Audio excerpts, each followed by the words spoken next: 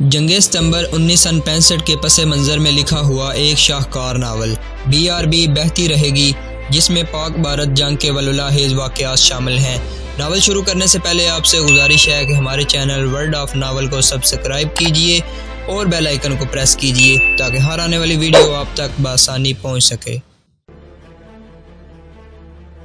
یہ آواز کہاں سے آئی ہے؟ حاجرہ نے پوچھا۔ میری جیب سے، اکبر علی نے کہا۔ ذرا ٹھہرو۔ اس نے پھر کان کھڑے کر لیے جیسے کسی غیبی آواز کو سننے کی کوشش کر رہا ہو۔ طیاروں کی آوازیں دور نکل گئی تھی۔ Check target. اکبر علی کی جیب سے آواز پھر سنائی دی۔ دشمن کے ہوائی جہاز واپس آئیں گے، اکبر علی نے حاجرہ کو بتایا۔ مجھے یقین ہے یہ چناب کے پل کو تباہ کرنے آئے ہیں۔ وہ آگے نکل گئے تھے، لیکن یہاں کوئی جاسوس ان کی رہنمائی کر رہا ہے اور انہیں بتا رہا ہے کہ تم آگے نکل گئے ہو، واپس آؤ۔ 10 o'clock آواز سنائی دی۔ یک لہت چناب کے پل کے ارد گرد لگی ہوئی پاک فوج کی طیارہ شکن توپوں اور مشین گنوں نے قیامت برپا کر دی۔ آسمان پر گولے پھٹنے لگے اور مشین گنوں کے ٹریسر ایمونیشن نے فضا میں آگ کی چمکتی لکیروں کا جال دان دیا۔ حاجرہ سہم کر اکبر علی کے قریب سرک گئی۔ اس کے لیے یہ سب بڑا ہی پراسرار تھا۔ اکبر علی نے طنز آلود قہقہ لگایا۔ اتنے میں دور، خاصی دور 4 دھماکے سنائی دیے اور طیاروں کے زناٹے ایک دوسرے کے پیچھے وزیرآباد سے پرے ہی پرے گزر گئے۔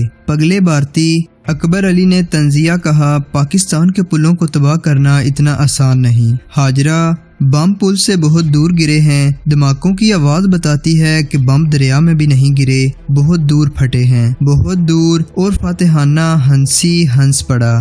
یہ آواز کہاں سے آ رہی تھی؟ حاجرہ نے پوچھا۔ یہ آواز کس کی تھی؟ یہ میری جیب میں ایک آلہ ہے جو دشمن کی آواز کو سن رہا ہے۔ میں انہی جاسوسوں کو پکڑنے کے لیے وزیرآباد میں واپس آ گیا ہوں۔ آل کلیئر کا سائرن بجنے لگا۔ اکبر علی کہہ رہا تھا، میں مذاق نہیں کر رہا حاجرہ۔ ذرا تصور کرو کہ چناب کے دونوں پل، سڑک کا بھی اور ریل کا بھی تباہ ہو جائیں تو ہماری فوجوں کو نہ گولہ بارود پہنچ سکے گا، نہ راشن، نہ پیٹرول۔ پھر فوجوں کا کیا حشر ہوگا، پھر پاکستان کا کیا حشر ہوگا۔ اس نے حاجرہ کو تفصیلاً سمجھایا کہ فوجوں کو راشن، گولہ بارود اور ضروری سامان نہ پہنچا تو اس کا نتیجہ کیا ہوگا۔ حاجرہ کے رونگٹے کھڑے ہو گئے۔ گھبرائی ہوئی آواز میں بولی، تم جاسوسوں کو پکڑتے کیوں نہیں؟ ذرا رک کے انوکھے سے لہجے میں کہنے لگی، مجھے کوئی جاسوس دکھاؤ، میں چھری سے اس کا کلیجہ نکال دوں گی۔ تمہیں ایک جاسوس بتا تو دیا ہے، اکبر علی نے مسکرا کر کہا۔ افضال، نہیں، حاجرہ نے کہا، وہ جاسوس نہیں ہو سکتا، وہ ہندو تو نہیں، وہ نماز پڑھتا ہے۔ وہ پاکستانی بھی نہیں، اکبر علی نے کہا۔ پھر بھی حاجرہ، ہو سکتا ہے وہ جاسوس نہ ہو، لیکن تم اس کے پاس جاتی رہو اور اس پر نظر رکھو۔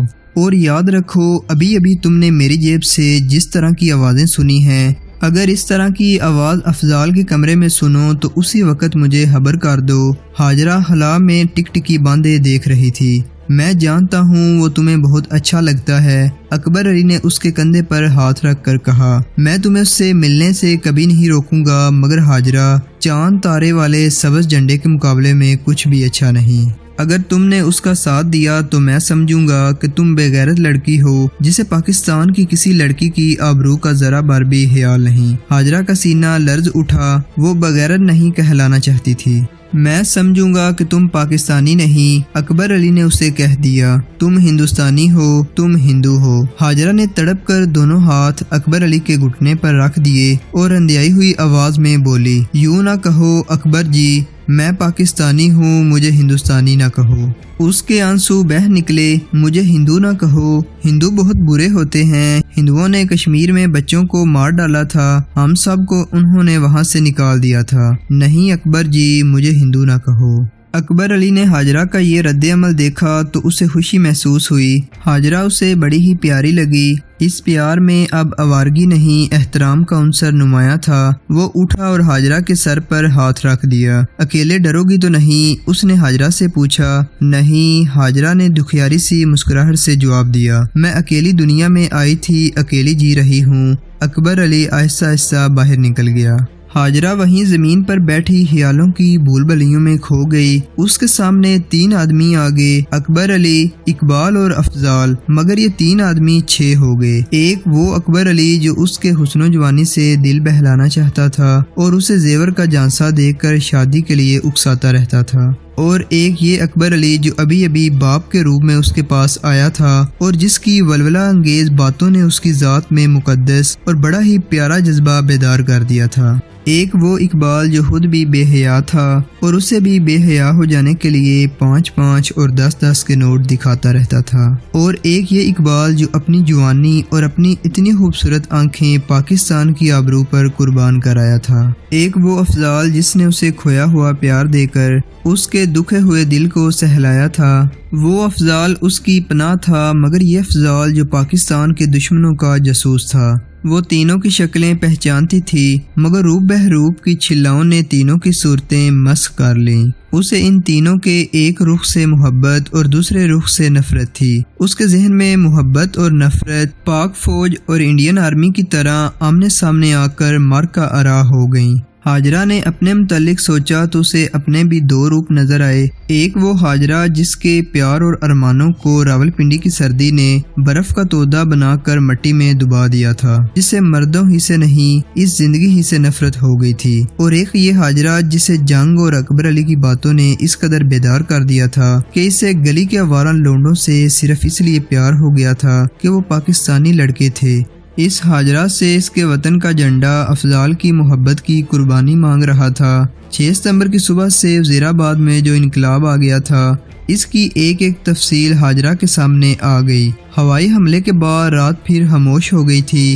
रात के इस खूहक सन्नाटे में हाजरा को दूर सियालकोट के महाज से पाक अटरली की 200 पाउंड तोपों के धमाके धीमे धीमे सुनाई दे रहे थे।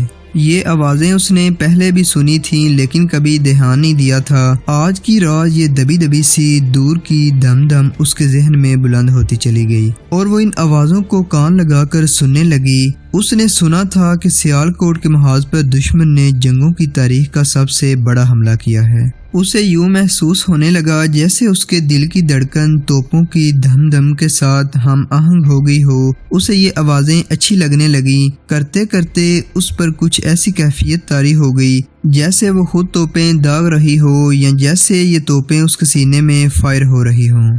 रात गुजरती जा रही थी। सियालकोट के महाज की हैवी अटरली की आवाजें बुलंद होती जा रही थी और हाजरा का जहन बेदार होता जा रहा था। अफजाल जासूस है। हाजरा के बेदार होते हुए जहन में बड़ा ही जोरदार धमाका हुआ। नहीं, उसने अपने आप को जवाब दिया। सूबेदार अकबर अली की बातें उसके इर्द गिर्द बुन बनाने लगीं। वो अपने सर पर अकबर अली का हाथ महसूस करने लगी। कभी वो बेचैन हो जाती, कभी उसे सुकून सा महसूस होता। जब उसे ख्याल आता कि अकबर अली ने उसे कहा है कि अफजाल को पकड़ना है, तो वो अंदर ही अंदर तड़प उठती। नहीं हाजरा, उसे अपनी आवाज सुनाई दी। तुम अफजाल को पकड़वा नहीं सकोगी। उसके सामने जाओगी तो तुम पर उसका तिलिस्म तारी हो जाएगा।